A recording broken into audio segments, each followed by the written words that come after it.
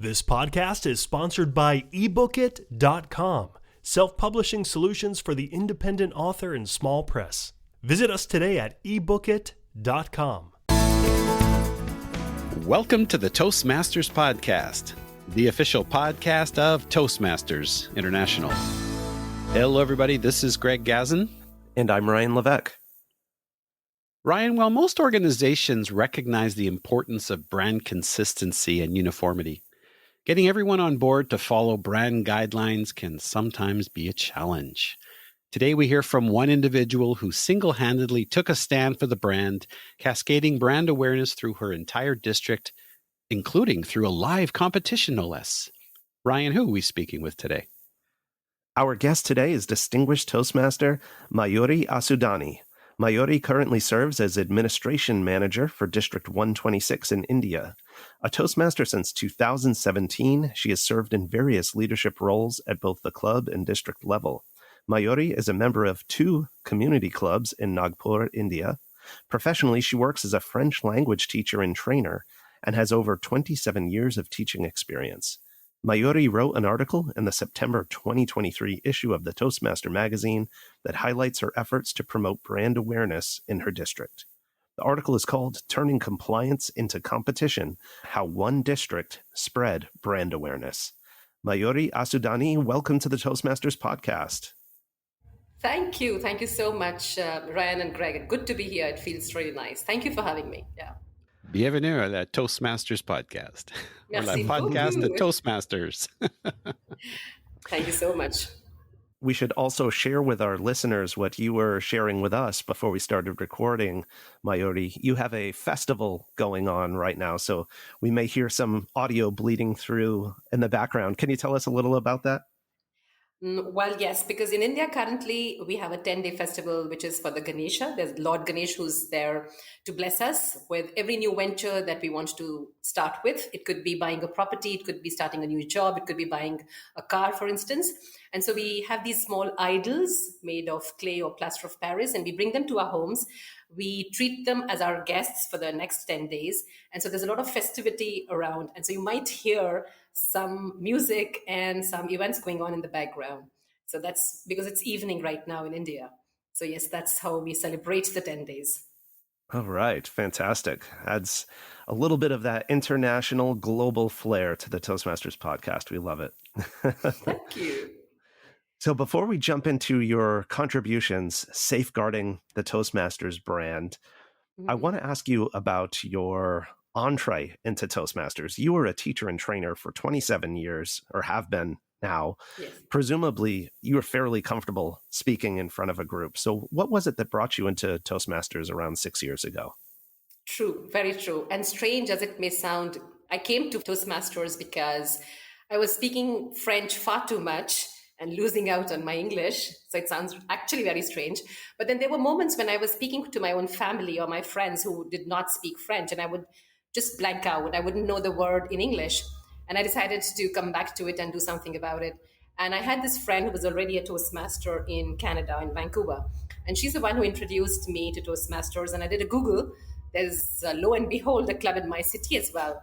And then the rest is, of course, history. I joined Toastmasters and I found this huge transformation taking place.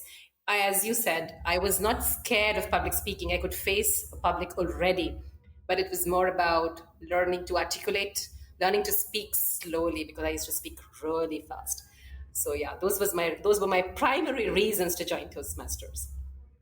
So there's a further global connection there, Ryan. Canada connection. There you go. Vancouver. Yes.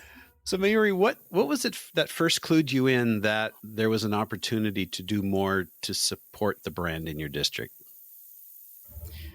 So I'll go back to the time when I joined Toastmasters, and initially it was like for everybody else. I joined the communication ladder, wanting to improve on my public speaking skills. But very soon I was pulled into leadership. So area director followed, division director, and I started noticing these posters that we need to share in our clubs, announcing some kind of event or meeting. And of course, there was a brand manual. But I wasn't very sure about the finer nuances about branding and awareness. This was in the beginning of maybe 2020, 21. But I, as a division director, had an awesome team of area directors who understood branding very well. And I will say that without them, I wouldn't have been able to even understand branding as much. So the credit will go also to my team. And that's when we thought that we need to start working and increasing awareness about respecting the branding guidelines that Toastmasters International has put in place. And so I could say that it started with one small WhatsApp group of just the areas, or which I was, and my co-area director, two of us. We made a WhatsApp group and we asked VPPRs to please share their posters in that WhatsApp group. Let's discuss whether everything is brand compliant, and then it goes on social media. So this was 2018-19, if I'm not wrong. So it started with one WhatsApp group, and then of course it grew bigger and bigger till it reached the district. Mayuri, you said when you came into Toastmasters, you weren't super clued in to branding and the importance of it. And I'm curious, it's obvious that your district takes brand compliance very seriously. Sure. Is there something maybe, I don't know, cultural in India where that would hold a place of importance, or does it maybe just happen to be the combination of the people who are in leadership? What do you think might be behind that? I would say it's more about perhaps the fact that I come from a background where we stand true to the values that we believe in, and we try to do things the right way. So I think this, the values, the core values that TI puts in sort of resonate very clearly with me. And when I came forward as an area director, trying to do things the right way, I mean, if there is a brand manual and if there are posters, if there are colors that need to be respected, then why is it so difficult to follow? And why not try to be creative within those parameters? For me, it was just a question of following something that Toastmasters International has put forward. And I shared the same argument, you could say, with my co-area director, and then the following year with my area directors when I became a division director. So I think it was more coming from a personal front, but then what happened after that was, because I always follow the guidelines, whether it is, for instance, if it's contest, it's a speech contest rule book. If it's branding, it's the brand manual. And so every time when there used to come a post, I used to tell them, see, it's written here on this page, this line, illustrations are a no, clip art is a no. And so they understood, when you try to explain branding and to someone with reasons, they don't really argue. And that's what I found. The biggest strength comes from these manuals that we have. It's not something that I am putting into place. It's already in place. I'm just asking everybody to follow. So that's why it was never, I don't think it's coming back to your question. Is it something to do with India? I think it's more to do with the leadership. So I will take credit for the fact that I started it off with just one area, moved it to the division the following year. And then finally last year when I served as the district public relations manager, we thought of this contest. A fun thing, but great learning as well. So Mayuri, for those who may not necessarily be familiar with the concept of branding, from your perspective, what do you think is the importance of branding in general, not just for Toastmasters, but in general? And what do you think it does for an organization? So, I was given, I've attended training sessions and webinars and seminars when we do talk about branding. And then I take this example that I've heard so many times. The minute you say Apple, there's this visualization of this apple in our mind. So we know it's a product that stands for quality, for what it is. Likewise, the minute I say McDonald's, it's an M which is in yellow color over red. No other color would make sense. It wouldn't. Our brains would not even process that. So the minute you say Toastmasters, you have this logo in mind.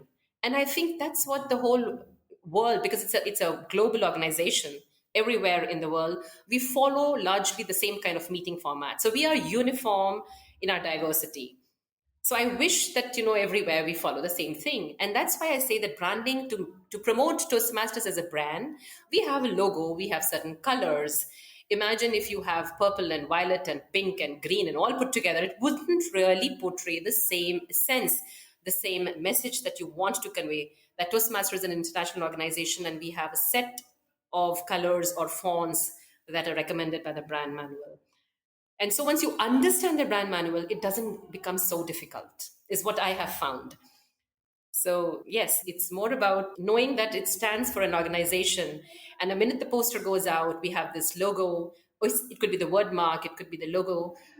And then you have these limited colors, I agree. And yet you can be creative with those limited colors. Oh, I agree wholeheartedly. Back in, I think it was 2011, I was the brand ambassador when Toastmasters brought in their brand new branding. And it was like, oh, this is just absolutely wonderful. And the nice thing, too, is that I guess a lot of districts, they were doing their own thing and they were recreating the wheel every time. Now, getting back to what you were doing, competitions. Mm-hmm. I love competitions. In fact, as the public relations officer, that's what the role used to be called. Now it's public relations manager back in, I'm aging myself, 2007. I put together a program for our district called Weave Your Way to the Web. And at that point, we were just trying to encourage, social media was still in its infancy, but we were trying to encourage clubs to either have a website or engage in the Free Toast Host webpage. How did you come up with the idea of using a competition as a possible solution to the branding challenge, I guess, if you will? So, well, this will also have to go into something that I am known for. I have these ideas in my head. My brain actually works overtime. So at every step, when I was an area director or the following year as a division director, even as a district chief judge, I've served as a district chief judge too, there has been some initiative related to my role that I was playing in that year. And there are loads of initiatives that I have had, and all of them successful at that. Now, coming back to this one particularly, the PR contest. Last year when we started, ours was a new district and I was the first district public relations manager. And I had a team of 3-4 people, the design team, the social managing team, etc. And then we just sat down and said, we have to do something for our VPPRs. We have contests for all our clubs, the contests that we already have according to Toastmasters guidelines, etc. But then what do we have for our clubs? What do we have? These are the VPPRs who painstakingly make such creative flyers and posters. And all that we do is at the end of the year, you have some kind of recognition from a district. It's only till the district level. And that varies from district to district. So I said, but we should do something for them and let's do it a fun thing. And I think during the COVID, because everybody really learned the tools of virtual meetings and so much have we accomplished in those terms, that I just asked my team members, what can we do? There should be something for our VPPRs. And Pat came the reply, let's do a contest. And then, of course, the next was, what kind of contest? How do we do it? And since we've been using Canva since so long, that's the tool that most of our VPPRs use, along with Adobe, of course. So we said, why not do it on Canva? And then after that, I just sat down and I made a little rule book, a teeny weeny one. And then we asked our VPPRs and members. In fact, it wasn't exclusive to the VPPRs. It was open to any member who wanted to don their creative hat and try their hand at designing. And that's how we had registrations. And then we followed the next steps of the preparation, the planning, and then finally the execution of the PR contest. But it was because I felt we should be doing something, acknowledging, recognizing, having fun along the way, actually, over Zoom. So that's what we did. So that's fascinating. I'm just curious, did you get immediate buy-in from your fellow Toastmasters? Perhaps what were some of the challenges, if there were any? I think the only challenge that I wouldn't call it a challenge. In fact, it was so smooth that I was myself very surprised. We created as many breakout rooms on Zoom as the number of contestants. And each one was given an editable Canva link. So you could go to the individual through mails, of course, through the registration email IDs. And then after that, in the common room, when everybody was all together, we announced the theme. So everybody has to go and design something based on the theme, because that's what we do in a meeting as well. You have a theme and you create a poster. And then everybody was sent into individual breakout rooms. Now the co-hosts, my team of judges, could jump into any breakout room and see that the participant was actually designing all by himself and there was no one else logged into the Canva call. Because in Canva, you can actually see when two people are collaborating or not. So we were able to keep an eye on them, that they're not outsourcing their work and they're doing it all by themselves, no help. And so we actually did not face any challenge at all. At the end of 1 hour, we closed all the breakout rooms, brought everybody in. It was through a Google form submission that they submitted their designs, and that's it. The next step was, of course, the judges to come forward on the basis of we had actually a judging ballot as well on 7 parameters. And so there was absolutely no challenge in terms of either the technicalities or the execution. But one feedback that we received was 1 hour, Mayuri, was too short to create a poster for a meeting, a club meeting or a joint venture or anything. So I think individually when we are not in a competitive state, we take maybe 1 hour or 2 hours or 3, or maybe we have some templates saved on Canva that we use. But when we have to start from scratch and keeping in mind all our brand guidelines, it was 1 hour everyone felt was a little short. So the second edition that we did of our PR contest 6 months later, we gave them 2 hours. So that was, I mean, I don't call that as a challenge. I say that was more like a learning, and we enjoyed every bit of it. So is that what you settled on for future contests? Is it now 2 hours? We've had 2 editions of the contest so far. This year, it's another district, the DPRM who has taken over.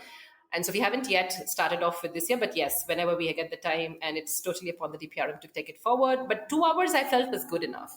And we allowed our members, our participants, that is, to actually consult the brand manual, because, you know, even on Canva, you can add 3 colors unless yours is a pro account. So yes, they were able to, and we gave them that leeway. We said, use the brand manual. We are happy with it. But as long as your poster is brand compliant, you understand transparencies and gradients and color codes, you respect them, we are happy. We are absolutely happy. And what happened was that every single participant came back and said, we loved the concept of the PR and we learned so much in the way.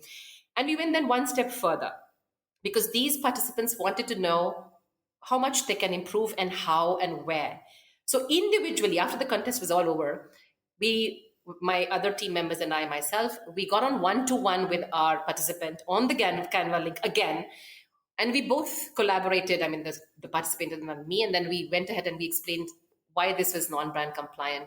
Maybe the color code, maybe an illustration, maybe the logo is not prominent, or maybe there's not space around it. And so there's this one thing about me, and I have to share this with you. I don't know where and when I said this line, probably in the trainings that I took last year as a DPRM, and I said, give the logo some breathing space. Okay. And I think I picked this phrase, let the logo breathe. And now I'm associated with this tagline. I mean, even now, my role is long over. But there are these memes that these people have created. When they have fun, they say, okay, let the logo breathe. Mayuri says so. So that came as a let the logo breathe. But I think we all learned, and those people who participated were the ones who went back, I think, more knowledgeable on the branding front. And today, even if they are no longer VPPRs, I know that somewhere that bunch of 20, 25 people will respect brand guidelines. And it's not only restricted to branding or Toastmasters. Respecting guidelines wherever and whenever we come across is what we are also learning in a way. So I'm glad that we did this, and I'm glad these members took it forward. Mayuri, I'm wondering about the actual posters that are created in the contest. Yes. And what the fate of those posters was. Did they go into circulation, or did they need more reiteration before they could? So this was the theme that we gave was unity in diversity, which is actually not very easy to think of and create in 1 hour. So the theme that we gave them 2 themes actually. One was a joint meeting between a book club and your home club. That was one theme, and the other was unity in diversity. So participants could choose any one and design. So we did have a first winner and the second winner, which we chose on the basis of those those criteria that we had put forward in the judges' ballot. And so we did have 2 posters that won, but then these were essentially for this contest. Now, if ever anybody wants to conduct a theme on a meeting on unity and diversity, they are most welcome to it. They'll have to take permission from that particular VPPR who won, because the ownership of that poster is theirs. So, yeah.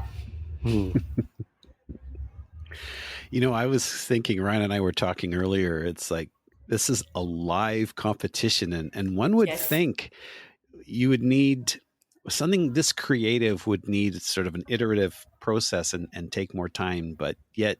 No, it didn't. I was myself, I'm telling you, I was so pleasantly surprised that it was so smooth. Why didn't we think of it earlier, or why didn't we think of it sooner? And why don't we do it more often? Because it doesn't cost us anything at all. It just needs volunteers who want to learn, be there, have fun. We took a Sunday evening, somewhere around 4 or 5 p.m. when we had done away with our week's work, etc. And we just let everybody and anybody come and enjoy. But this was, of course, only restricted to our district, 126, not outsiders. But I would love to take this even forward. I mean, I am so open to the idea of collaborating with other districts or members across the world, but let's do it. It's just that I so enjoyed the whole process of learning, and my own understanding of the transparencies, the gradients, when to put the gradient, and the transparency doesn't go on a primary color, on a solid color. Now I'm able to answer and explain to all my VPPRs why this poster is not compliant or what can be done to make it compliant and yet remain creative also. So I think I learned a lot in the whole process, trust me. So I look at it from, it's a win-win situation for everybody. Here we go. The 2024 World Championship of Poster Screening or poster creation. Yeah. Oh, wow. And so the minute we did this, I got this, I got a lot of people saying, Mayuri, put this for this magazine, send this article. I said, of course I will. Every time that I do something I really want to share. So I do send my submissions all the time to the Toastmaster magazine. And then, of course, they get back to me and they said, we'd love to run your article. And that's how it was featured this month. Well, I'm just thinking that just as the brand manual provides some creative constraints that people can produce within, similarly, even having, whether it's an hour or 2 hours, is another form of constraint that allows people to make decisions and actually get something done. Sometimes we take on projects and turn them into like weeks and months because there's always more tweaking you could do, or, oh, maybe I should change this image. So constraints are very powerful for creativity. But then, so I think, what you have a point when you say this, because if we are able to produce something at the end of 1 hour or 2 hours, keeping in mind all the restrictions that we know exist or limitations, can we not do that in our lives as well?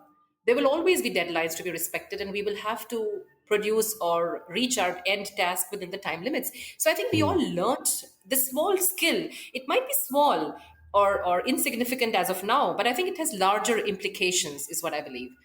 And so these are skills on which we are working as individuals, learning along the way that Toastmasters helps us with.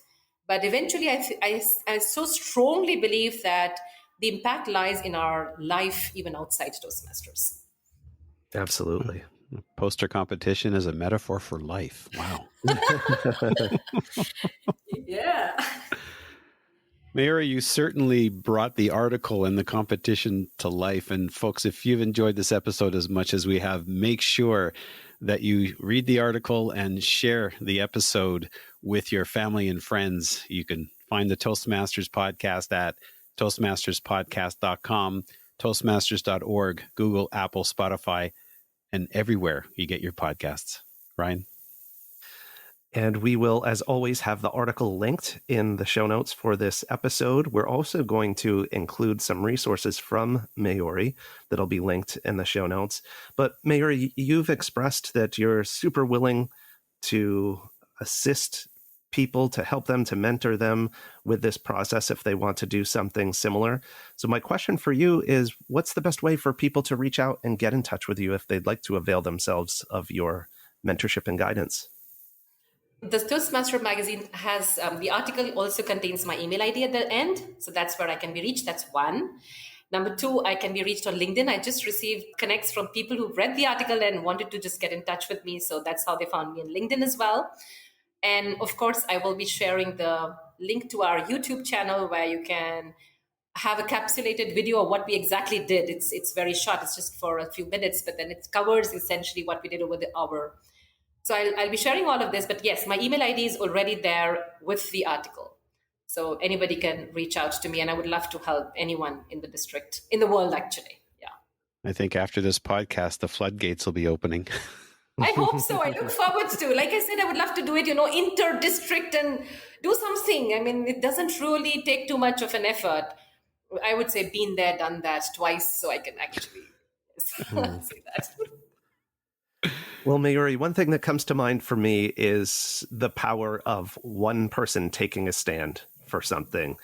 And just want to acknowledge what you've done for your district, and hopefully this cascades, even as we've said, around the globe, and other districts will take up this challenge and offer contests for their members. So thanks for what you've done.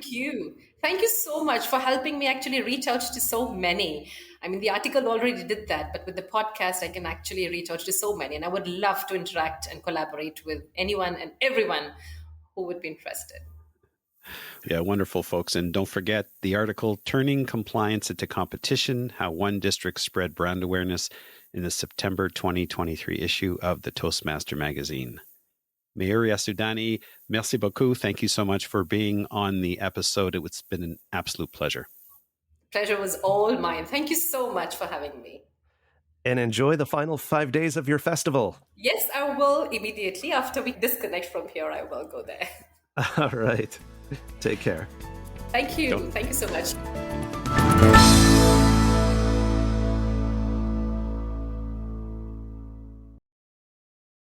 Ever imagined a book written just for you? Introducing Books.ai. We're not just another bookstore. We're the future of reading. Our state-of-the-art AI adapts each book to your specific needs, creating a personalized masterpiece. Visit Books.ai now, that's POOKS.ai,